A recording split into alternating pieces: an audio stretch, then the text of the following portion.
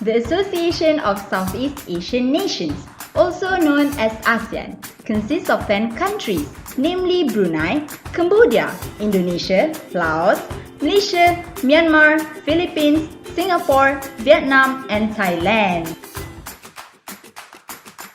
One of the purposes of ASEAN is to promote regional peace and stability in accordance to the principles of the United Nations Charter. So, whenever there is conflict among ASEAN members, ASEAN will ensure that the problems will be resolved in taking account every member's interests and sovereignty. One of the main issues that ASEAN has been facing for almost 2 decades is the infamous Transboundary Haze in the Southeast Asia region. Every year, Eastern Sumatra Island will conduct land clearing and traditional slash and burn activities.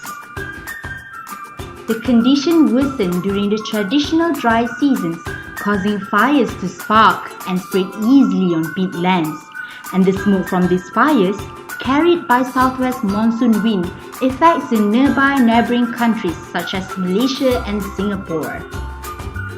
This is what we call transboundary haze pollution.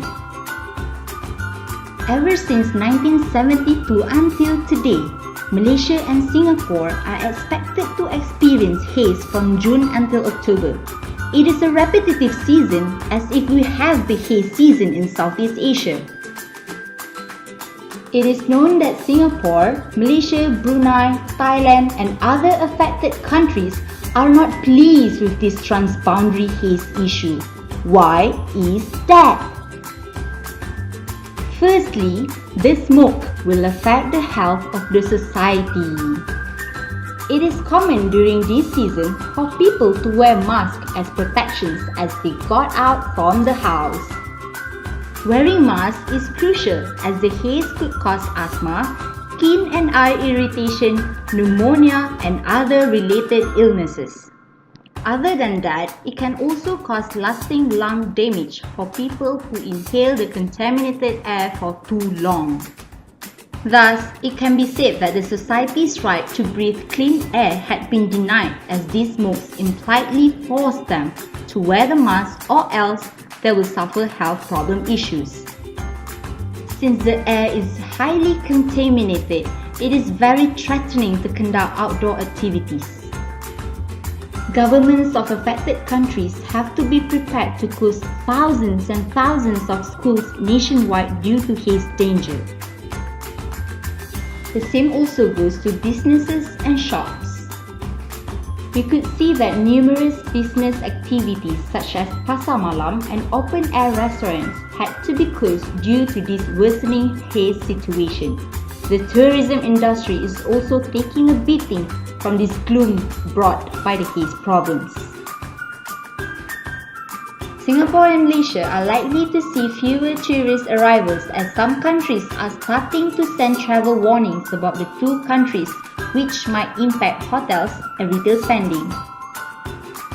International environmentalists are also in fear that this haze contributes to the emissions of greenhouse gases in the atmosphere, which eventually results in global warming. So, what does the law say about this? We must first look into the international law. Referring to the Charter of United Nations and the principle of international law, the states have the sovereign right to exploit their own resources pursuant to their own environmental and development policies.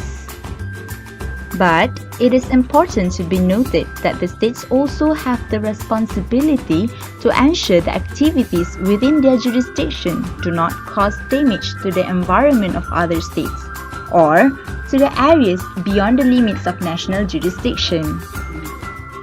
So, it is clear that Indonesia is responsible for haze pollution in Malaysia and Singapore.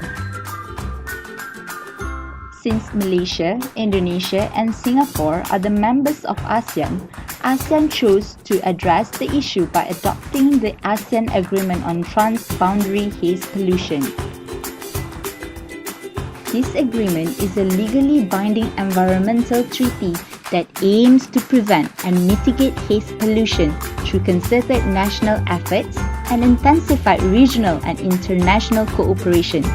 Majority of ASEAN members recognized this agreement and it received immediate support from most of its members. Malaysia was first to ratify the agreement in 2002, followed by 5 other countries in 2003. This is later trailed by Cambodia in 2006 and Philippines in 2010.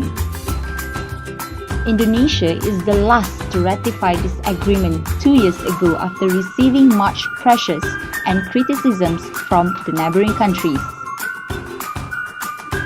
Article 3, Clause 1 of this agreement reads, "The parties have the sovereign right to exploit their own resources pursuant to their own environmental and development policies, and the responsibility to ensure that activities within their jurisdiction or control do not cause damage to the environment and harm to human health of other states or of areas beyond the limits of national jurisdiction." This agreement, however, does not contain any rule on state liability as to damage, as mentioned in Article 27 of this agreement, which stated that any dispute between parties as to the interpretation or application of this agreement or any protocol thereto shall be settled amicably by consultation or negotiation.